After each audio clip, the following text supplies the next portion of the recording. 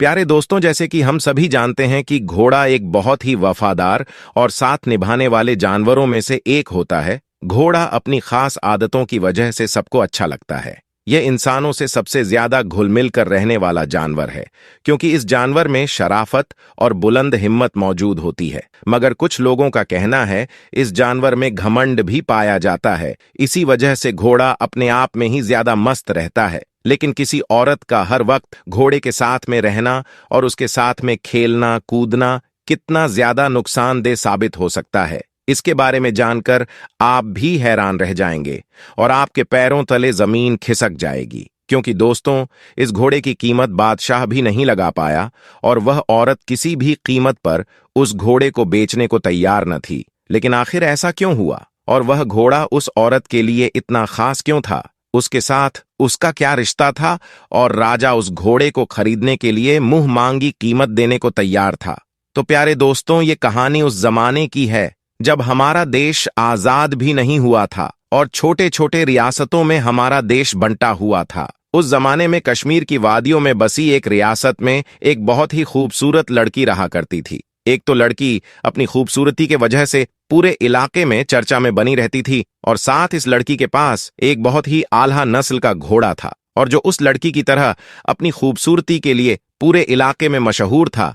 कई लोगों ने घोड़े को खरीदने की कोशिश भी की, लेकिन लड़की ने कभी भी उस घोड़े को नहीं बेचा। इधर जिस रियासत में लड़की रहती थी, उसी रियासत का बादशाह घोड़े का बहुत शौकीन था और उसके राजमहल में एक से बढ़कर एक घोड़े मौजूद थे। और बादशाह अक्सर अपने पसंदीदा घोड़े पर सवार होकर सैर सपाटे के लिए जाया करता था। और उसके साथ ही इस बादशाह को शिकार का भी बहुत शौक था और इस काम के लिए वह अपने खेमे में मौजूद सबसे खूबसूरत और सबसे मजबूत घोड़े को लेकर जाता था। तो ऐसे में बादशाह का मूड बना तो बादशाह ने अपनी सिपाहियों को बुलाकर कहा कि जाओ और अस्तबल में मौजूद घोड़े में से एक मजबूत घोड़े को लेकर आओ। बादशाह ने जब सिपाही से कहा तो सिपाही कहने लगा कि बादशाह सलामत, हमारी रियासत में एक लड़की है जो कि यही कोई 28 साल की है, और बादशाह सलामत, इस लड़की के पास एक बहुत ही खूबसूरत घोड़ा है जिसे लड़की के अलावा किसी ने छुआ तक नहीं है और न ही लड़की ने घोड़े को बेचा है। जब बादशाह ने घोड़े के बारे में बात सुनी तो बस वह घोड़े को देखने के लिए बेताब हो गया। उसने फौरन सिपाहियों को हुक्म दिया कि जाओ उस लड़की से घोड़ा लेकर आओ। सिपाही उस लड़की के पास गए और कहा कि बादशाह सलामत ने आपका घोड़ा मंगवाया है, लेकिन उस लड़की ने साफ इनकार कर दिया। और जब यह खबर बादशाह के पास पहुंची तो बादशाह को बेहद गुस्सा आया कि हमें मना करने वाला आखिर यह कौन है। लेकिन दोस्तों, यह बादशाह बहुत अच्छा था। उसने अपने गुस्से को काबू किया और अपने सिपाहियों को हुक्म दिया कि उस लड़की को बाइज्जत उसके घोड़े के साथ हमारे दरबार में लेकर आओ। जब सिपाहियों ने उस लड़की से जाकर कहा कि बादशाह ने आपको आपके घोड़े के साथ बुलवाया है, तो ऐसे में लड़की मान गई और लड़की दरबार में अपने घोड़े के साथ पहुंच गए। लेकिन लड़की ने यह बात पहले से ही ठान ली थी कि चाहे कुछ भी क्यों ना हो जाए, लेकिन मैं अपना घोड़ा किसी भी हालत में बादशाह को नहीं दूंगी। और बादशाह ने जैसे ही घोड़े को देखा तो वह उसका दीवाना हो गया और वह उसकी मुंह मांगी कीमत देने के लिए भी तैयार हो गया। लेकिन लड़की ने कहा कि अगर आप अपनी पूरी रियासत भी मुझे देंगे तो भी इस घोड़े की कीमत के मुकाबले नहीं हो सकती है।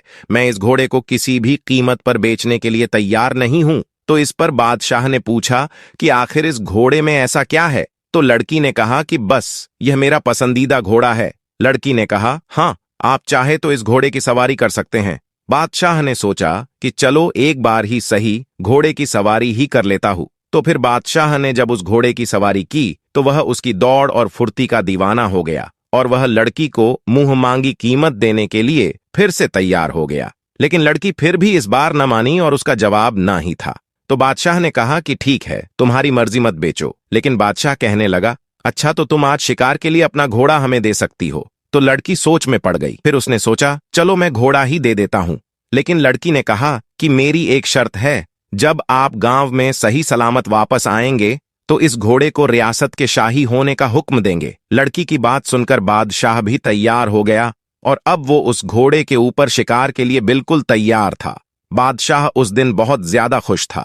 अगले दिन जब बादशाह जाने लगा तो उसके पीछे कुछ सिपाही भी निकले। जब बादशाह शिकार की जगह पर पहुंचा तो उसने घोड़े को रोकने की कोशिश की, लेकिन पूरी कोशिश के बावजूद घोड़ा नहीं रुका और घोड़ा हवा से बातें करता हुआ और अपनी पूरी रफ्तार से आगे बढ़ता जा रहा था। बादशाह के पीछे चल रहे सिपाही घबरा गए और सोच में पड़ गए कि आज से पहले तो बादशाह सलामत इससे आगे कभी नहीं गए थे, तो आखिर अभी इस इलाके में कहां जा रहे हैं। फिर वह बादशाह के पीछे चलती है। फिर थोड़ी देर चलने के बाद घोड़ा एक ऐसी जगह रुका जहां बहुत सारे फल और नदियां और बहुत खूबसूरत नजारा था, जिसे देखकर बादशाह का दिल खुश हो गया। उसे वहां बहुत अच्छा सुकून मिल रहा था। उसे ऐसा लग रहा था कि इससे अच्छी जिंदगी कहीं नहीं हो सकती, क्योंकि दोस्तों वहां का जो माहौल था वह बहुत ज्यादा सुंदर और शांत था, जिसे देखकर मन और दिमाग अपने आप ही शांत हो जाता था। और वहां बादशाह की पसंद के जानवर भी शिकार के लिए मौजूद थे, जिसे देखकर बादशाह और भी ज्यादा खुश हो गए। और बादशाह ने सोचा कि यह घोड़ा तो बहुत ही समझदार है, मैंने आज से पहले इससे ज्यादा खूबसूरत जगह कहीं नहीं देखी थी। फिर बादशाह ने वहां खूब शिकार किया और फल खाए और वापस आकर लड़की को उसका घोड़ा देते हुए कहा कि वाकई में आज से पहले मैंने इतना शानदार घोड़ा कहीं नहीं देखा था। इसके बाद फिर से बादशाह ने लड़की को घोड़ा बेचने के लिए कहा, लेकिन लड़की ने मना कर दिया और वादे के मुताबिक बादशाह ने घोड़े को शाही घोड़े का तगमा दे दिया। लेकिन अभी भी बादशाह के दिमाग में यह बात थी कि आखिर लड़की को घोड़े के साथ इतना लगाव क्यों है। और जहां लड़की और घोड़े की तारीफ हो रही थी और जो लोग बादशाह और लड़की से हसरत करते थे, उन्होंने गलत अफवाहें फैलानी शुरू कर दी कि इस लड़की के घोड़े के साथ नाजायज ताल्लुकात थे। और कई बार हमने खुद लड़की को घोड़े के साथ पहले सुबह जंगल में जाते देखा है। और जब यह बात बादशाह के कानों तक पहुंची तो बादशाह के कुछ जासूसों को लड़की के पीछे लगा दिया गया। फिर जासूसों ने भी लड़की को सुबह घोड़े पर सवार होकर जाते हुए देखा, तो उन लोगों ने कहा, जी हां, बादशाह सलामत। रोज सुबह उसे घोड़े के साथ वह लड़की जंगल में जाती है।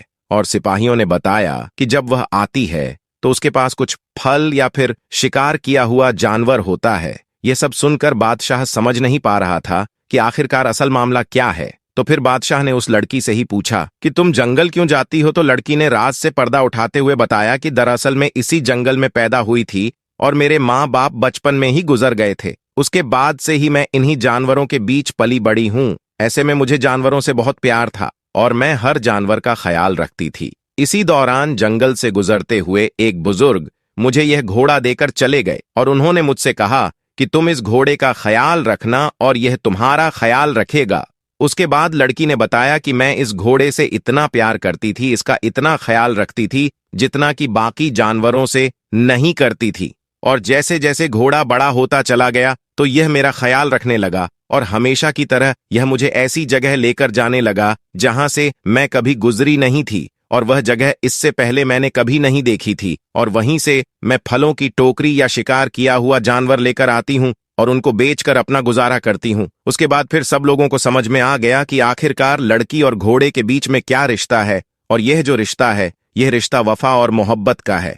तो इस कहानी से बात तो समझ में आती है कि चाहे भले ही इंसान से मोहब्बत करें तो उसे धोखा मिलने की गुंजाइश तो होती है, लेकिन जब आप एक जानवर से मोहब्बत करेंगे तो आपको कभी भी धोखा नहीं मिलेगा। प्यारे दोस्तों, पालतू जानवर कई मानव संस्कृतियों में अंतर्निहित हैं। हम बिल्लियों और कुत्तों को मानव नाम देते हैं, उनसे ऐसे बात करते हैं जैसे वे इंसान हों, और जब वे मर जाते हैं तो शोक मनाते हैं। दरअसल जब हम पालतू जानवरों के साथ ज्यादा समय बिताते हैं तो वे हमें किसी भी इंसान से ज्यादा समझने लगते हैं। चलिए दोस्तों, आपको एक और वाक्य के बारे बताता हूँ।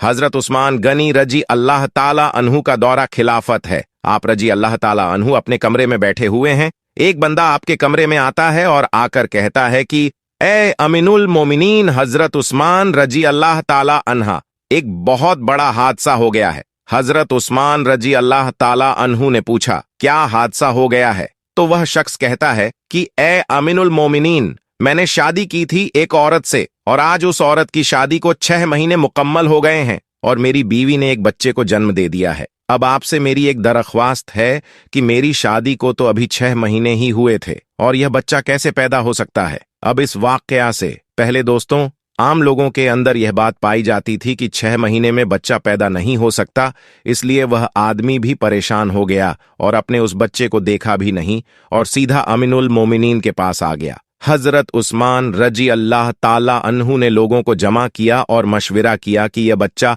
हलाल का है या हराम का, और इससे पहले ऐसा वाक्य कभी भी पेश नहीं आया कि किसी औरत ने 6 महीने के बाद किसी बच्चे को जन्म दिया, और यह पहला वाक्य था। और दोस्तों, अरब के अंदर आम तौर पर 6 महीने के बच्चे को हराम का बच्चा समझा जाता था। तो मशवरे में मौजूद तमाम लोगों ने कहा कि 6 महीने का बच्चा अरब के अंदर कभी भी पैदा नहीं हुआ है, लिहाजा यह हलाल का नहीं हो सकता है बल्कि हराम का ही है। और जब हजरत उस्मान रजी अल्लाह ताला अन्हु ने तमाम लोगों से मशविरा कर लिया और हिसाब किताब वालों ने सब ने यही कहा कि अरब की तारीख में 6 महीने के बच्चे को हराम समझा जाता है, तो यहां पर हजरत उस्मान रजी अल्लाह ताला अन्हा ने हुक्म दिया कि औरत को संसार कर दिया जाए। हजरत उस्मान रजी अल्लाह ताला अन्हु ने हुक्म दिया कि औरत को खुले मैदान के अंदर जमीन में गाड़ कर रजन का अमल शुरू कर दिया जाए। अब जैसे ही आपने हुक्म दिया और आपने यह फैसला फरमाया तो यह खबर आसपास के इलाकों में फैल गई, और चलते चलते यह खबर हजरत अली रजी अल्लाह ताला अन्हा के कानों में भी जा पहुंची। अब हजरत अली उस मैदान के बजाय जहां उस औरत को संहार किया जाना था वहां पर ना जाते हुए सीधा हजरत उस्मान रजी अल्लाह ताला अन्हा के पास जा पहुंचे और सलाम करने के बाद अमीनन मोलिनी से पूछा कि उस्मान, क्या आपने यह हुक्म दिया है कि उस औरत को रजन किया जाए जिसने 6 महीने का बच्चा पैदा किया है? तो हजरत उस्मान रजी अल्लाह ताला अन्हा ने फरमाया है, मैंने यह हुक्म दिया है क्योंकि उसने हराम का बच्चा जन्मा है और 6 महीने में बच्चा पैदा नहीं हो सकता, और मैंने यह फैसला तमाम लोगों के मशवरे से किया है और सभी ने यह मशवरा किया है कि 6 महीने का बच्चा हलाल का नहीं हो सकता। अब हजरत अली रजी अल्लाह ताला अन्हु ने इरशाद फरमाया और कहा कि ए अमीनुल मोमिनीन, आपने गलत फैसला किया है। हजरत उस्मान रजी अल्लाह ताला अन्हु ने फरमाया कि मैंने अपना हिसाब और किताब लगाया है कि 6 महीने का बच्चा हलाल का नहीं हो सकता है। तो यहां पर हजरत अली ने फरमाया कि उस्मान, 6 महीने का बच्चा तो कुरान से साबित है। अब हजरत उस्मान रजी अल्लाह ताला अन्हु ये सुनकर परेशान हो गए कि कुरान से कैसे साबित है। फिर हजरत उस्मान राजी अल्लाह हो ताला अन्हु ने कहा कि अच्छा, ये तो 2.5 साल बनते हैं, अब इसमें से 6 महीने का बच्चा कैसे निकलेगा? तो हजरत अली ने फरमाया कि दूसरी आयत पढ़ो। अल्लाह फरमाता है कि 2 साल दूध पिलाने के 30 महीनों में 2 साल निकालो, और जब आप 24 महीने निकालेंगे तो पीछे 6 महीने बचेंगे। तो हजरत उस्मान रजी अल्लाह ताला अन्हु फरमाने लगे कि ए अली, बात तो तुमने बिल्कुल ठीक कही है। हजरत अली रजी अल्लाह ताला अन्हु ने फरमाया, कयामत तक अगर किसी औरत का 6 महीने का बच्चा बिस्तर पर पैदा हुआ है तो उसे हलाल किया जाएगा, हराम नहीं, क्योंकि यह कुरान की आयत के मुताबिक है। और सारी दुनिया झूठी हो सकती है लेकिन कुरान पाक की बात कभी झूठी नहीं हो सकती। हजरत उस्मान रजी अल्लाह ताला अन्हु ने फौरन सिपाहियों को दौड़ाया।